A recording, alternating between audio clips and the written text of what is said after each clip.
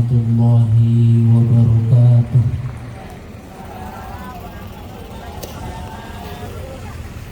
Satu baris dia yang jawab.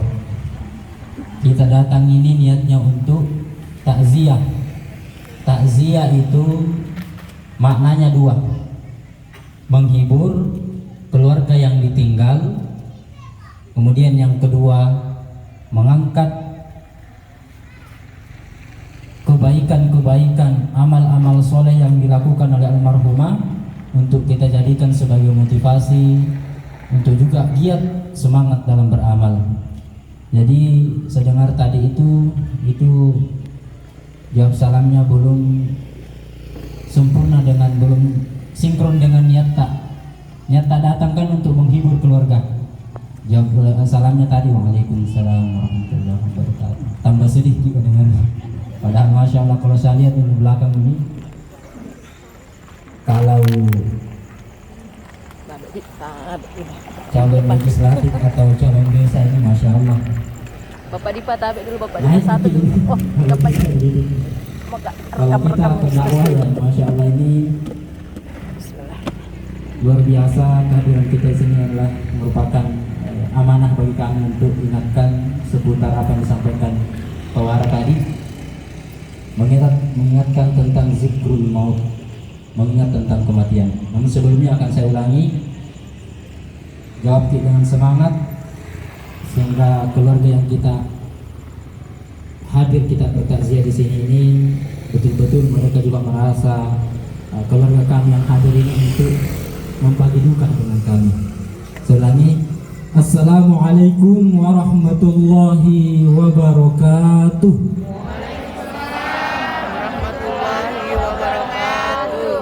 Alhamdulillah.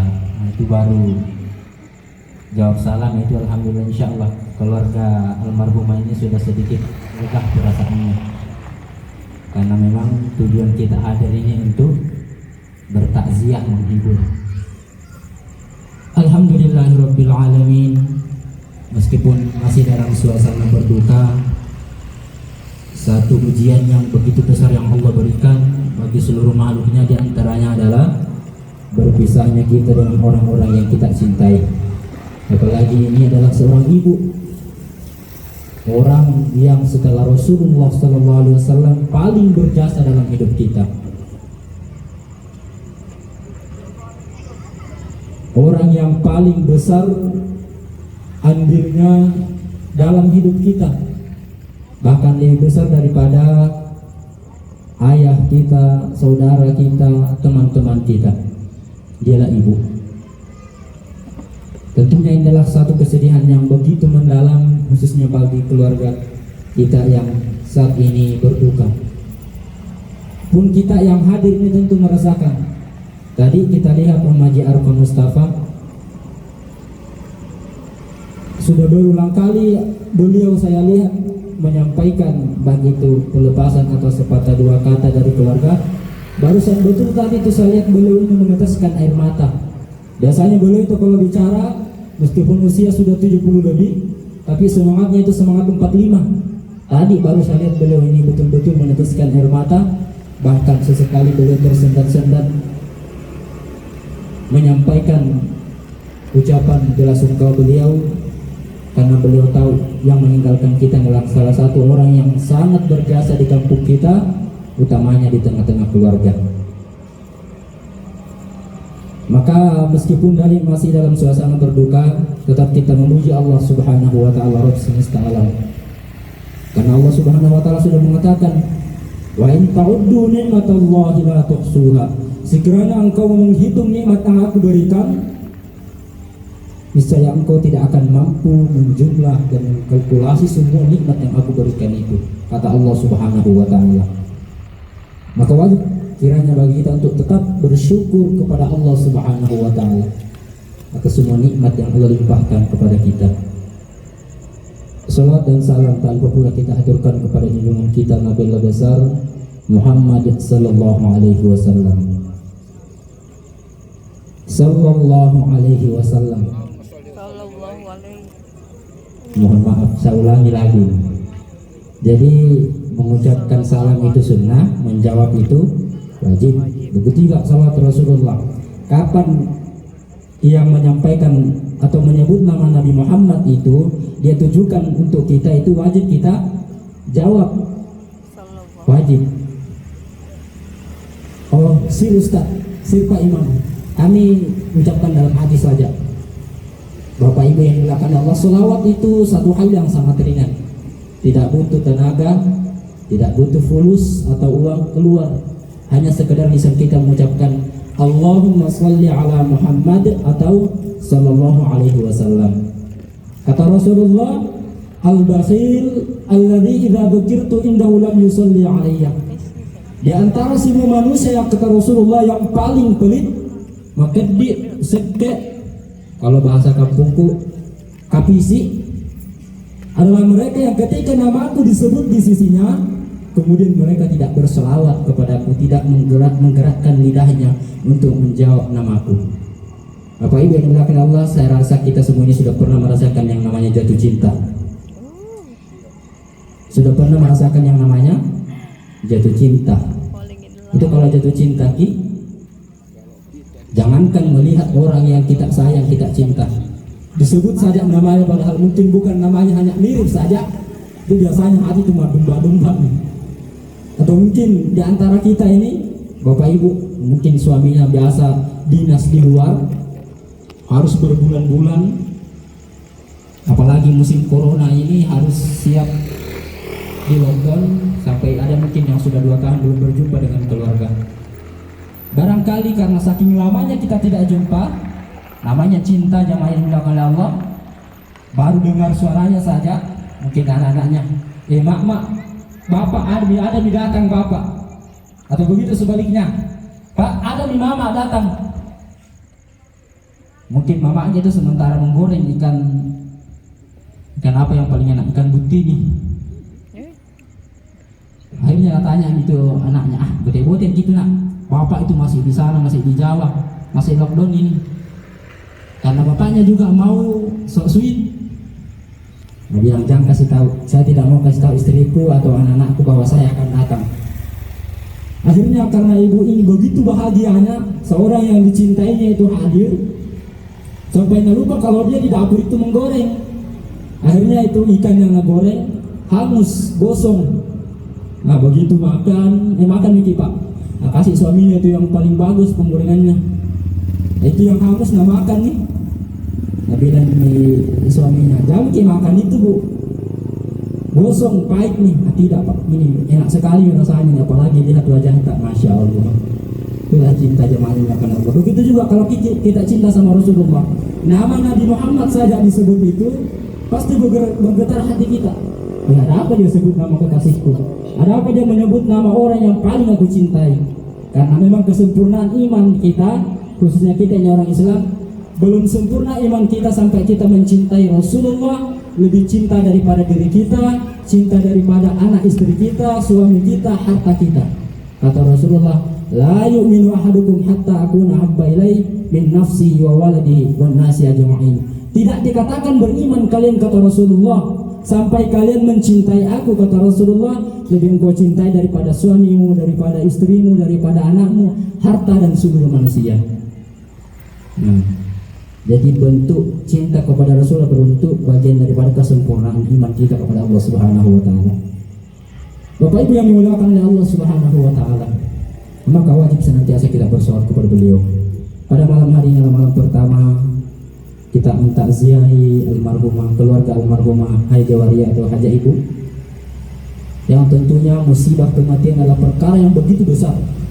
Bahkan Allah Subhanahu wa taala sebutkan tadi dalam Al-Qur'an Al-Baqarah, A'udzu billahi minasy syaithanir rajim. Alladzina idza asabatuhum musibah, alladzina idza asabatuhum musibatun qalu inna lillahi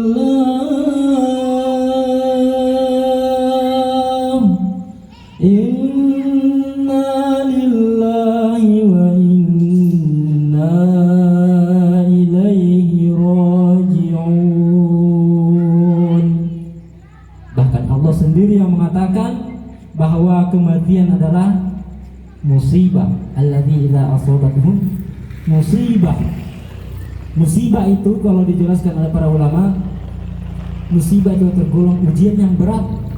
Dan memang kematian adalah berat, di mana kita akan berpisah dengan orang yang kita cintai, yang setiap hari bersama kita, makan bersama kita, bercanda bersama kita. Pada malam hari ini, mulai malam ini, dia sudah harus berbaring kaku di kubur kita di sini.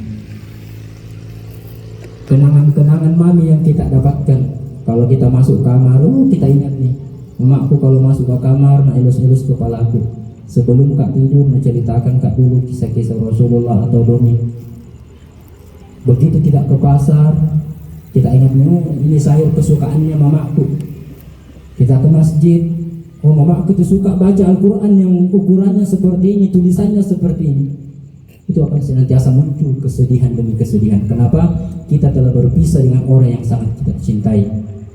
Bapak Ibu yang dimuliakan oleh Allah Subhanahu wa taala. Namun kabar gembira dari Allah Subhanahu wa taala bagi orang-orang yang sering diberikan ujian oleh Allah, itu Rasulullah sebutkan dalam sebuah hadisnya. Ada nasihat yang begitu indah dari Rasulullah sallallahu alaihi wasallam. Hadisnya singkat akan tapi syarat akan makna. Yang pertama kata Rasulullah sallallahu alaihi wasallam, ketika umatku sudah meninggalkan dunia, kalau mereka itu orang-orang yang soleh, kelak di yaumil kiamah mereka akan dibagi dua. Jadi kita di hari kiamat nanti ini, kalau tergolong dan semoga kita semua tergolong orang-orang yang selamat, kita akan dibagi dua oleh Allah Subhanahu wa taala. Sudah berapa kali kami menyampaikan takziah, hadis ini yang terus kami angkat. Tujuannya apa? Kata ada kaidah mengatakan kullu syai'in idza qurrira istaqarrara. Segala sesuatunya itu kalau kita ulang-ulang, insya Allah akan menetap dan mengikat. Apalagi perkara akhirat, dia memang harus senantiasa kita sampaikan karena dia masih perkara yang gaib. Jangankan perkara yang gaib yang masih cerita. Kadangkala kalau kita, apalagi sudah orang tua, kadangkala cari sandalnya padahal nggak pegang tangan kirinya. Mana itu sandalku tadi di sini? Mana itu sandalku? Atau ada juga sempat saat bertemu juga orang yang Masya Allah mungkin sudah karena usianya tua, kacamatanya taruh di kepalanya, di jidatnya. Nama lagi itu anaknya, mana itu kacamata tadi di sini? Siapa yang ambil? Ini perkara yang nampak, perkara nampak saja itu kadang kita lupa, apalagi perkara akhirat yang masih gaib. Maka harus senantiasa kita ulang. Sama hadis Rasulullah ini, kata Rasulullah SAW, Inna ummati sesungguhnya umatku pada hari kiamat nanti akan dibagi dua, akan dikelompokkan oleh Allah Subhanahu wa taala menjadi dua kelompok. Yang pertama kata Rasulullah sallallahu alaihi wasallam, akan ada di antara umatku yang ahlul musibah. Yang kedua adalah akan lahir di tengah-tengah umatku kelompok yang ahlul afiyah. Apa itu ahlul afiyah dan apa itu ahlul musibah? Maka Rasulullah menjelaskan, ahlul musibah adalah mereka yang setiap harinya, bahkan barangkali setiap hembusan nafasnya itu senantiasa mendapatkan ujian demi ujian dari Allah. Ibarat ombak di laut, tidak pernah berhenti, sudah berganti siang dan malam pasti akan datang itu ombak. Begitulah mereka-mereka yang dicap oleh Allah sebagai ahlul musibah, orang-orang yang paling sering diberikan ujian oleh Allah. Bahkan mereka masih dalam kandungan ibunya pun sudah dapat ujian. Lahir dikandung oleh seorang ibu yang barangkali kurang peduli dengan janin, dikandung barangkali oleh seorang ibu yang serba susah sehingga kadangkala nutrisinya, gizinya itu berkurang. Begitu dia lahir karena dia tergolong hamba Allah yang ahlul musibah. Begitu dia lahir dari rahim ibunya, mungkin dia tergolong bayi yang kena gizi buruk. Begitu dia dari bayi beranjak ke anak-anak, harus melewati proses demi proses yang begitu sulit.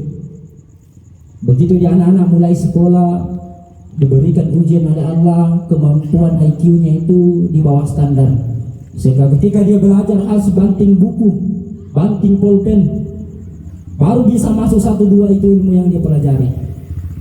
Kadang-kala kita temukan itu juga yang digunakan Allah. Ketika kita sekolah barangkali kita lihat teman-teman kita di satu kelas misalkan, itu kan pasti berbeda-beda mereka punya kemampuan dalam belajar, dalam akademik. Saya punya teman Bapak Ibu yang menggunakan Allah ketika kita belajar di Jawa.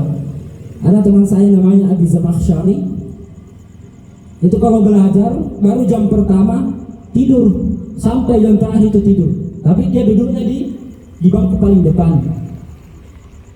Kalau kami ini yang mungkin standar pengetahuannya harus gitu, melotot terus matanya, bahkan kadang bikin kopi diminum 1 gelas harus diminum oleh 40 anak.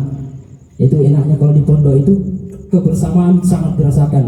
Jadi saya bikin kopi, saya duduk di bangku paling depan sebelah kanan, saya minum, saya bagikan itu sisaku sampai yang ke 40 paling belakang. Itu nikmatnya, salah satu nikmat kalau kita mondok, kebersamaan itu Masya Allah kita rasakan.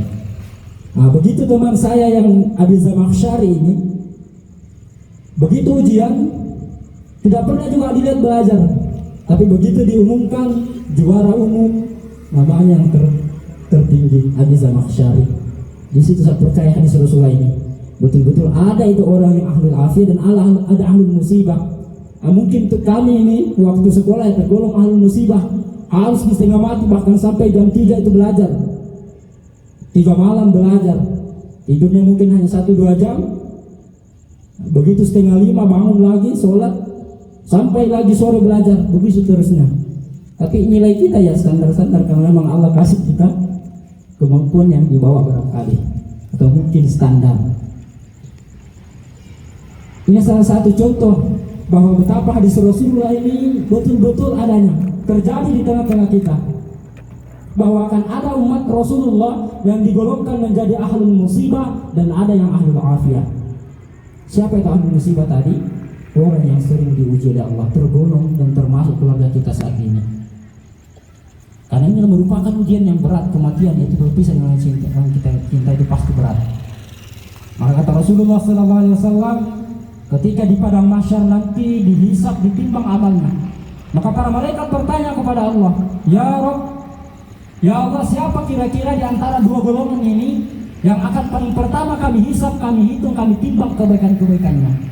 Kata Allah, Uhsubu ahlal musibah, hitung dulu, nilai dulu, kalkulasi dulu kebaikan yang dilakukan oleh ahlul musibah. Ternyata satu keutamaan orang yang banyak diberikan ujian oleh Allah, paling pertama mereka itu akan diberikan, akan dicatat, akan diadili oleh Allah. Menyusul itu ahlul afiyah. Begitu mereka ditimbang, para malaikat melapor kepada Allah Subhanahu wa taala, Ya Rabb, orang-orang ahlul musibah ini sudah kami hisab, sudah kami hitung amal dan kebaikan dan keburukannya, dan semua keburukan-keburukannya Allah habis terkikis satu persatu, gugur karena musibah yang Engkau berikan. Itu keutamaan yang kedua. Kalau musibah itu, kalau kita sering berikan ujian oleh Allah, sabar ki. Keutamaan di akhirat yang Allah berikan yang pertama, paling pertama dihisab oleh Allah. Yang kedua, ujian demi ujian yang Allah berikan kepada kita itu adalah salah satu cara Allah untuk menggugurkan dosa-dosa yang kita perbuat. Kemudian jamaah yang dimuliakan Allah Subhanahu wa taala, begitu selesai ditimbang, maka Allah mengatakan, Utuhum salahum, berikan kepada ahlul musibah ini 3 keutamaan. Apa 3 keutamaan yang Allah berikan kepada ahlul musibah?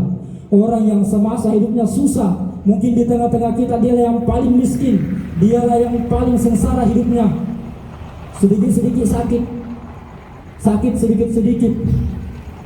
Pokoknya setiap waktu diberikan ujian oleh Allah Subhanahu wa taala, silih berganti. Apa yang pertama Allah berikan kepada ahlul musibah? Kata Allah, berikan kepada mereka yang pertama itu manzilah. Manzilah itu adalah kedudukan yang tinggi.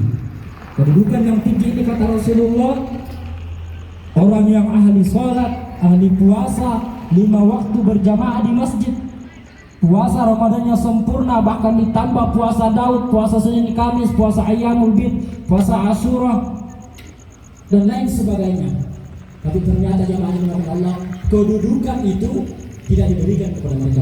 Meskipun mereka itu mungkin setiap tahun berhaji, setiap tahun mereka berpuasa Ramadan sempurna, sedekahnya mungkin sudah ribuan masjid dia bangun, Allah tidak berikan itu kedudukan. Itu kedudukan dikhususkan oleh Allah, diberikan kepada ahlul musibah. Kedudukan yang tinggi. Kata Rasulullah, sampai ahlul afiyah, orang yang jarang diuji itu sampai melihat itu mendongakkan kepalanya ke atas. Saking tingginya kedudukan orang-orang yang diberikan ujian oleh Allah. Nah, keluarga aku dengan dan saudara-saudara bersabar tuh. Ini keutamaan yang Allah akan berikan kepada kita kalau kita bersabar. Sehingga ahlul afiyah, orang yang jarang diuji oleh Allah itu sampai mereka mengeluh, sampai mereka menyesal. Ya Rabb, lau arafna ma'adha utia li ahli musibah idhal au kadha farjina ila dunya. Ya Allah, sekiranya kami tahu bahwa ujian atau keutamaan, kedudukan yang tinggi itu Engkau berikan kepada ahli musibah setinggi itu, maka mohon ya Allah, kembalikan kami ke bumi dan berikan kami ujian sama dengan ujian yang orang Kau berikan kenikmatan yang tinggi itu. Tidak apa-apa Engkau cabut-cabut tubuh kami ya Allah. Tidak apa-apa Engkau ambil satu persatu orang-orang yang kami cintai, berpisah dengan mereka ya Allah. Tidak apa-apa, harta kami yang Engkau ambil semuanya, asal kami juga mendapatkan kedudukan setinggi itu. Tapi mustahil jamaah, karena hidup di dunia itu hanya satu kali, tidak ada dua kali. Orang-orang ahlul afiyah yang terjadi hanya penyesalan. Ternyata di balik musibah itu ada keutamaan yang Allah berikan yang tidak diberikan kepada mereka yang ahli sholat dan ahli puasa dan ahli sedekah. Itu yang pertama, Allah berikan kepada ahlul afiyah, ahli musibah, kedudukan yang tinggi. Yang kedua kata Allah, berikan kepada mereka afiyah. Berikan kepada mereka afiyah. Apa itu afiyah? Kekuatan. Yang dulunya ketika hidup di dunia karena seringnya diuji oleh Allah, ketika dia diberikan ujian Allah, mungkin dikasih lumpuh oleh Allah, salah satu anggota tubuhnya harus diamputasi karena mungkin diabetes, matanya mungkin karena kena kanker harus dicopot atau dicabut, diangkat. Ada barangkali di antara kita yang karena ada kista di rahimnya harus diangkat itu rahim. Satu demi satu nikmat yang Allah berikan Allah cabut ketika hidup di dunia. Tapi kuncinya dia sabar dengan ujian itu. Maka Allah mengatakan, berikan kepada hambaku yang bersabar ketika aku uji di dunia, berikan kembali kepada mereka sempurna kekuatan yang sempurna, kata Allah. Yang dahulunya kita mungkin mampu makan kue seperti ini, kita mampu Columbus tak 5 bahkan 10 bungkus kita bawa ke rumah. Begitu kita kena diabetes, jangankan 1 biji, setengah biji pun sudah tidak berani kita sentuh. Donat, diabetes. Agar-agar barangkali tensi. Airnya nggak pilih itu, tinggal air putih kasihan. Air putih setengah mati lagi masuk, bahkan ada yang pakai selang dikasihan masuk di tenggorokannya. Tapi karena dia sabar, maka Allah mengatakan kembalikan semua kenikmatan yang aku cabut ketika hidup di dunia. Maka Allah kembalikan semua. Sehingga kata Rasulullah, kekuatan penduduk surganya Allah nanti, mohon maaf ini bukan bicara yang jorok, tapi memang hadis Rasulullah harus disampaikan. Kekuatan pria, seorang laki-laki di surga nanti itu mampu menggauli istrinya sebanyak 100 kali setiap hari. Bahkan kemampuan laki-laki dunia itu 100 kali lipat dibanding kekuatan dengan penduduk surga satu orang. Begitu juga sebaliknya. Dan tingginya penduduk surga kata Rasulullah, sebagaimana disebutkan dalam hadis riwayat Bukhari dan Muslim, itu 60 zero. 60 zero itu per zeronya, 1 zero itu sama dengan 63 atau 64 cm. Kurang lebih 30 meter nanti tingginya penduduk surga. Jadi saat ini jangan minder. Kasihan. Jadi jangan juga suka macalai tembak mencalai. Terus pendek terus. Ada mungkin yang hidungnya mancung ke dalam. Ada mungkin yang kalau nanti ditahu orang kalau ketawa atau ketika buka matanya tidak kelihatan. Yang suka macalah. Kalau dia ahli afiyah, ahli musibah, dia sabar, Allah masukkan ke dalam surga, Allah sempurnakan semua kekurangannya ketika hidup di dunia. Makanya itu tidak ada kesempatan sebenarnya kita untuk menghina saudara kita, mencela, menggibah tetangga kita. Karena ketika kita gibah, dia termasuk orang yang sabar dengan ujian yang Allah berikan, dia akan sempurnakan nikmatnya di surganya Allah. Makanya penduduk surga itu tidak ada yang jelek, tidak ada yang ingusan. Yang tadinya mungkin mancung ke dalam, salah satu contohnya saya termasuk ini, mancung ke dalam barangkali. Tapi alhamdulillah itu nikmat dari Allah. Ada mungkin yang kulitnya hitam bolong, bukan hitam manis barangkali. Semua nikmat itu yang Allah cabut itu Allah akan sempurnakan di yaumul kiamat. Sehingga kata Rasulullah, secantik-cantiknya bidadarinya Allah akan lebih cantik itu majelis taklimnya Al-Kausar kalau masuk surga. Secantik-cantiknya bidadari surganya Allah Subhanahu wa taala akan lebih cantik itu penduduknya tauhid yang yang beriman kepada Allah, kemudian patuh dengan perintah Allah Subhanahu wa taala. Sehingga kata Rasulullah menggambarkan cantiknya bidadari itu Bapak Ibu dimuliakan Allah, sehingga dia turun di tengah malam seperti ini, maka seketika bumi ini akan bersinar lebih terang daripada sinarnya matahari. Saking cantiknya satu bidadari. Tapi ternyata cantiknya itu akan dikalahkan oleh wanita muslimah di dunia yang sabar, yang menutup aurat, yang menjaga kebaikan demi kebaikan, kehormatan suaminya dia jaga. Dia akan dapatkan itu di sisi Allah Subhanahu wa taala. Mereka akan jauh lebih cantik daripada bidadari. Kata Rasulullah di hadis yang lain, sekiranya setetes air liurnya penduduk surga itu, bebeknya kalau kita atau bebek eloknya kalau kita bahasanya, jatuh ke laut, maka laut itu akan seketika berubah rasanya menjadi tawar dan akan wangi. Kalau kita mohon maaf, kalau jatuh setetes ya minta ampun cium. Tapi kelak di yaumil kiamat nanti kata Rasulullah di surganya Allah, secantik-cantiknya bidadari, sewangi-wanginya air liurnya itu tidak akan mengalahkan air liurnya penduduk bumi yang beriman kepada Allah yang masuk surga. Semoga ibu-ibu semua yang hadir maupun yang di rumah Allah berikan termasuk penduduk surganya Allah, amin ya rabbal alamin. Jadi kalau kita di surga ibu-ibu bukan bikin lagi bidadari, tapi ratunya bidadari. Kita nanti itu yang jadi ratu, nah bidadari nanti itu akan menjadi pelayan-pelayan kita. Makanya bersabar ki, istiqomah ki, semangat ki dalam beribadah kepada Allah Subhanahu wa taala. Itu yang kedua, Allah berikan kepada ahlul maaf, ahlul musibah, diberikan kepada mereka kekuatan. Begitu juga laki-laki, tidak ada yang jelek, ganteng semua nih. Dan umur penduduk surga kata Rasulullah itu berkisar antara 25 sampai 33 tahun. Tidak ada nih nanti yang tua renta. Jadi kita yang mungkin sudah lebih 30 ini, insya Allah bersabar ki, semangat ibadah, akan Allah kembalikan itu kekuatan tak, umur tak akan Allah kembalikan antara 25 sampai 33 tahun. Kemudian yang ketiga kata Rasulullah, yang diberikan kepada ahli musibah, mereka akan diberikan oleh Allah khairan. Apa itu khairan? Tidak ada kata khairan atau makna khairan di akhirat nanti kecuali surga. Khairan itu artinya kebaikan, dan kebaikan di akhirat itu maknanya adalah surganya Allah Subhanahu wa taala. Jadi tiga yang Allah berikan kepada ahli musibah, orang-orang yang diberikan ujian oleh Allah kemudian bersabar. Pertama tadi diberikan mereka kedudukan yang tinggi, yang kedudukan itu tidak bisa diperoleh dengan sholat, puasa, zakat, haji dan lain sebagainya. Yang kedua yang Allah berikan kepada ahli musibah, mereka akan diberikan kekuatan kembali yang sempurna. Yang ketiga, Allah Subhanahu wa taala akan berikan kepada mereka surga, yakni surganya Allah Subhanahu wa taala, surga Firdaus. Semoga kita golongan hamba-hamba Allah yang masuk surga, amin ya rabbal alamin. Kemudian yang kedua jamaah yang dimuliakan Allah, golongan hamba Allah yang kedua yaitu ahlul afiyah. Ahlul afiyah itu adalah hamba-hamba Allah yang jarang diberikan ujian oleh Allah. Siapa mereka? Ketika mungkin mereka dalam rahim ibu dikandung oleh seorang ibu yang mungkin sudah punya harta yang banyak, bahkan belum lahir, masih dalam janin sudah diberikan warisan, ditulis namanya, oh ini sekian hektar, ini perusahaan ini atas nama dia nih. Begitu dia lahir diberikan mungkin kemampuan dalam bidang intelektual, dalam akademik itu di atas rata-rata, sehingga tidak susah belajar. Belum masuk pekerjaan, masih kuliah barangkali, ada memang di perusahaan yang lamar, yang masuk nanti di perusahaanku, diambil di perusahaan yang lain. Dimudahkan segala urusannya oleh Allah. Belum melamar, orang yang datang melamar mau menikah misalkan, baru meniatkan banyak nih pendaftar datang. Saya menikahi anak ibu, udah datang lagi dari tempat yang lain. Saya berniat melamar anak dan lain sebagainya. Pokoknya kehidupannya itu diberikan kemudahan oleh Allah.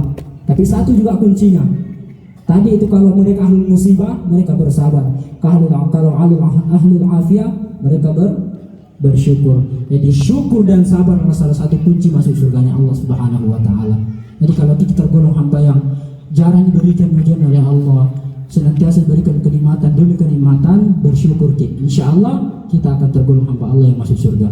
Kalau toh kita tergolong hamba Allah yang ahlul musibah, senantiasa diberikan ujian oleh Allah, bersabar kita. Utamanya keluarga yang sedang saat ini diberikan ujian oleh Allah, bersabar kita. Insya Allah 3 keutamaan tadi itu Allah akan berikan kepada kita. Barangkali dari keluarga sudah bertanya-tanya, mungkin sampai mengatakan kepada kita, Pak Imam, tapi kenapa harus kami yang diberikan ujian seberat ini? Kenapa kami? Kenapa bukan mereka-mereka yang sudah barangkali sudah bergelar Ustadz? Kenapa bukan mungkin Ustadz Khairon Sabang? Kenapa bukan Pak Imam? Kenapa bukan Ustadz Alamsyah? Kenapa bukan para ulama? Kenapa kami yang diberikan ujian seberat ini? Apa hikmahnya Bapak Ibu yang dimuliakan Allah? Allah berfirman dalam surah Al-Baqarah, la yukallifullahu nafsan illa wus'aha. Allah tidak akan memberikan ujian di luar batas kemampuan kita. Artinya apa? Meskipun kami seorang imam, ustaz-ustaz yang lain mungkin sudah bergerak ustaz, sering menyampaikan kebaikan demi kebaikan, tapi Allah pandang, oh Pak Imam Al-Kausar ini, Ustaz Khairon Sabang, Ustaz Haji Alamsyah dan yang lainnya ini tidak mampu mengemban ujian seberat ini. Yang pantas diberikan ujian seberat inilah Ibu Nana dan keluarga. Makanya para ulama itu ketika ada keluarga yang meninggal, ada yang tertimpa musibah, mereka itu bukan ikut menangisi apa yang dirasakan oleh keluarga korban, keluarga yang ditinggal oleh keluarganya, apa namanya, orang tuanya atau saudaranya. Tapi mereka itu menangis dirinya sendiri. Mereka itu iri, ya Allah, betapa orang-orang yang kau berikan ujian seberat itu, berarti mereka kualitas imannya jauh lebih tinggi daripada kami ini, ya Allah. Maka kakandaku, Ibu Nana, Sarus dan saudara-saudara kita semua bersabar dan selalu kita husnuzan kepada Allah Subhanahu wa taala. Kenapa Allah berikan ujian seberat ini? Karena Allah tahu hanya kita yang mampu mengemban ujian seberat ini. Kami ini belum mampu. Makanya Allah tidak pilih kami ini. Allah berikan ujian seberat ini berpisah dengan ibu karena Allah tahu kualitas tak di sisi Allah itu sudah tinggi derajat ketakwaannya ini. Tingkat sabarnya sudah tinggi, makanya Allah berikan ujian. Jadi kemampuan keluarga ditimpa musibah itu sejalan dengan dicabutnya ruh kita. Misalkan kita mau dicabut ruhnya oleh Allah, Allah itu pastikan nyawa kita tidak akan dicabut oleh Allah sebelum keluarga-keluarga kita itu mampu menerima itu ujian. Kenapa? Karena Allah itu tidak zalim kepada hambanya. Tidak mungkin Allah cabut ruhnya mama kita, anak kita, kalau toh Allah tahu, oh tidak mampu kasih ini hambaku, anaknya, orang tuanya ini menerima ini ujian. Allah pasti lihat semua, dan itu Allah Maha Adil. Lebih seadil-adilnya makhluk tidak akan menyaingi adilnya Allah Subhanahu wa taala. Bapak Ibu yang dimuliakan oleh Allah Subhanahu wa taala. Dari dua itu keutamaan yang Allah berikan, bahwa tipe manusia nanti di yaumil kiamat nanti itu dibagi dua oleh Allah, ada ahlul musibah dan ahlul afiyah. Ahlul afiyah tadi itu jarang diuji oleh Allah tapi dia bersyukur. Bapak Ibu yang dimuliakan oleh Allah Subhanahu wa taala. Kemudian tadi disinggung oleh pewara bahwa untuk mengingatkan juga kita tentang perihal kematian. Kurang 5 menit, jam 9. Jadi kematian ini Bapak Ibu yang Allah Subhanahu wa taala, sebagaimana kata Rasulullah, "Aktsiru min dzikri hadhimul ladzat." Perbanyaklah oleh kalian mengingat yang namanya kematian. Hadhimul ladzat. Hadhimul ladzat itu adalah pemutus segala kenikmatan. Pemutus segala kenikmatan. Kenikmatan ketika berkumpul dengan keluarga seperti ini, ketika kita bercanda dengan suami dan istri. Makanya kematian itu adalah pemutus segala kenikmatan. Makanya kuncinya untuk menghadapi kematian ini, kita tidak takut dengan kematian, tapi yang kita takutkan adalah proses kita, posisi kita, keadaan kita ketika kita menjemput yang namanya kematian. Karena memang kematian, saya dan ibu-ibu sekalian, bapak-bapak sekalian, sudah Allah vonis, sudah divonis kita semua, sudah divonis kita semuanya akan mati. Dan Allah tidak, dan kita tidak tahu yang mana duluan. Ibu-ibu kayak duluan baru saya belakangan, atau saya belakangan, atau kemudian ibu-ibu. Ibu-ibu yang duluan atau saya belakangan, atau saya belakangan ibu-ibu yang duluan. Kita tidak tahu. Makanya kematian turut dirasakan oleh Allah. Liyabluwakum ayyukum ahsanu amala, kata Allah, untuk menguji kita siapa di antara kita yang terbaik amal-amalnya. Mungkin sudah terlalu panjang lebar kami menyampaikan ceramah pada malam hari ini. Kalau ada benarnya itu tentunya ditanya dari Allah Subhanahu wa taala. Kalau ada salahnya tentunya karena kurangan ilmu yang kami miliki dan kurang syaitanatullah alaih. Lagi-lagi kami sampaikan bahwa penceramah di depan tak ini itu masih kelas-kelas junior. Kalau mau kita senior, masya Allah, ada Ustaz kita di sana, Ustaz Hairul Sabang, ada Ustaz Yusnar, ada Ustaz Haji Alamisa, ada Ustaz Baharuddin. Nah, itu semua yang senior-senior. Kalau ke kami ini ibarat kata tidak ada rotan akar pun jadi, tidak ada tali nilon, tali rapia pun jadi.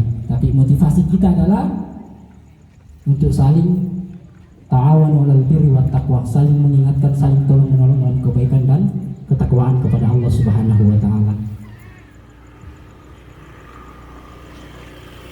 Ya, jadi yang terakhir pada malam hari ini kita akhiri takziah kita ini dengan berdoa bersama-sama, khususnya untuk keluarga kita yang ditinggal almarhumah. Semoga diberikan kekuatan oleh Allah, diberikan senantiasa kesabaran, ketabahan oleh Allah atas musibah yang menimpa, dan di balik musibah ini semoga Allah berikan pahala yang sempurna dan Allah berikan kemuliaan yang tinggi di sisinya insyaallah. Begitu juga kita yang hadir ini, semoga Allah ampunkan semua dosa-dosa kita sebelum kita tinggalkan tempat ini. Allah angkat, Allah hapuskan semua kesalahan dan dosa-dosa kita insyaallah. Kita berdoa kepada Allah Subhanahu wa taala. Astaghfirullahaladzim wa atubu ilaih. Astaghfirullahaladzim wa atubu ilaih. Astaghfirullahaladzim wa atubu ilaih. La ilaha illa anta subhanaka inna kunna minadh dhalimin. Allahumma anta rahman, Allahumma anta rahim, Allahumma anta ghafurur rahim. Ya hayy ya qayyum bi rahmatika nastaghith. Aslih lana min syururina wa la takilna ila nafsina tarfata. Allahumma anta rahman, Allahumma anta rahim. Ya Allah ya Rabbi ya Rahman ya Rahim ya Malikal Mulk. Kepada Engkau menyembah ya Allah, kepada Engkau minta ya Allah, kepada Engkau berserah diri ya Allah. La ilaha illallah la syarika lahul mulku wa lahul hamdu wa ala kulli syai'in qadir. Allahumma ighfir laha al-jawariyah warhamha wa'afiha wa'fu anha wa akrim nuzulaha wa wasi madkhalaha wa bilha khairan darin min dari wa ahlan khairan min ahli. Ya Allah ya Rabbi ya Rahman ya Rahim, pada malam hari ini berkumpul ya Allah, kami berkumpul di tempat ini ya Allah untuk bermunajat, berdoa kepadamu ya Allah. Ya Allah ya Rabbi ya Rahman ya Rahim, orang tua kami Haji Jawariyah telah mendahului kami ya Allah. Ya Allah ya Rabbi ya Rahman ya Rahim, lapangkan kuburnya ya Allah, ampunkan dosanya ya Allah, berikan rahmatmu kepadanya ya Allah. Gantilah tempat tinggalnya dirinya yang ke tempat akhirat yang jauh lebih baik ya Allah. Kendaraannya ya Allah menjadi kendaraan yang jauh lebih baik di akhiratmu ya Allah. Ya Allah ya Rabbi ya Rahman ya Rahim, lapangkan kuburnya ya Allah seluas dan sejauh mata memandang ya Allah. Engkau masukkan ke dalam kuburnya angin-angin syurga, rahmat dan kasih sayangmu ya Allah. Engkau jauhkan dari adab kubur, Engkau jauhkan dari fitnah kubur, Engkau jauhkan dari siksa kubur dan siksa neraka-Mu ya Allah. Ya Allah ya Rabbi ya Rahman ya Rahim, lapangkan kuburnya ya Allah. Almarhumah ya Allah semasa hidupnya tentu pernah melakukan kebaikan demi kebaikan ya Allah. Maka mohon ya Allah, di balik kebaikan dia semua kebaikannya itu Engkau pandang ya Allah, Engkau lipat gandakan ya Allah, sehingga menjadi asbab Engkau ampunkan semua dosanya, Engkau maafkan segala kesalahannya, dan Engkau angkat menjadi penduduk surga firdaus ya Allah. Begitu pula almarhumah ya Allah semasa hidupnya tentu pernah melakukan dosa ya Allah. Maka mohon ya Allah, Engkau maafkan segala kesalahannya, Engkau ampunkan semua dosa-dosanya Allah. Baik yang almarhumah sengaja maupun yang tidak, yang nampak maupun yang tersembunyi, yang besar maupun yang kecil ya Allah, Engkau ampunkan semua ya Allah. Engkau adalah Tuhan kami yang maha penyayang Allah, Engkau adalah Rabb kami yang maha pengampun dosa ya Allah. Maka ampunkanlah semua dosa-dosanya almarhumah ya Allah ya Rabbi ya Rahman ya Rahim. Untuk keluarga yang ditinggal berikan ketabahan, kesabaran, keteguhan ya Allah, menerima ujian dan musibah yang Kau berikan ini ya Allah. Berikan mereka kesabaran, keteguhan, senantiasa husnuzon kepadamu ya Allah, berterima kasih kepadamu ya Allah, memohon kekuatan darimu ya Allah dengan segala ujian yang Kau berikan. Bukakan mereka hikmah di balik musibah ini ya Allah, agar mereka semakin bertakwa, tunduk dan patuh kepadamu ya Allah. Ya Allah ya Rabbi ya Rahman ya Rahim, untuk kami yang hadir pada malam hari ini ya Allah, jika ada di antara kami yang sedang terlilit hutang, mohon Engkau bebaskan ya Allah. Jika ada di antara kami yang sedang kesusahan dalam hidup, Engkau berikan kemudahan ya Allah. Jika ada di antara kami, keluarga kami, saudara kami, tetangga kami yang sedang sakit, mohon Engkau berikan kesembuhan ya Allah. Ya Allah ya Rabbi ya Rahman ya Rahim. Maafkan segala kesalahan kami ya Allah. Ampunkan dosa-dosa kami ya Allah. Kami sadar ya Rabb, dosa-dosa kami sungguh sangat banyak ya Allah. Begitu banyaknya dosa-dosa kami sehingga kami tidak mampu menghitungnya lagi ya Allah. Tidak mampu lagi ya Allah, langit-Mu ini menampung dosa-dosa kami ya Allah.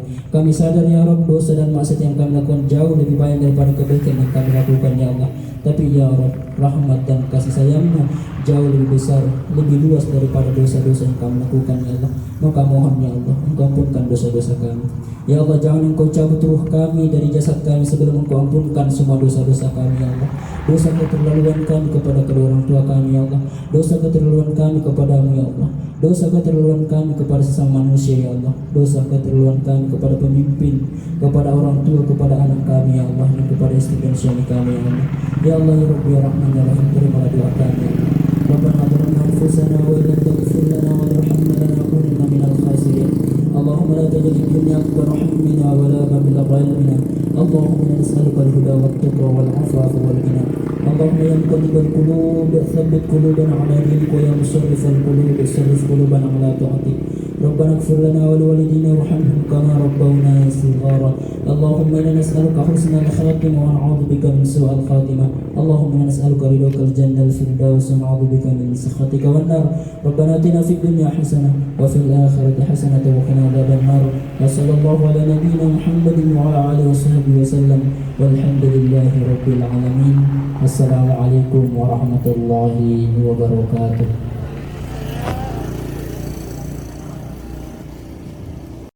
Al-Kausar Al-Ustaz Ismail, kepadanya kami ucapkan jazakumullahu khairan katsira.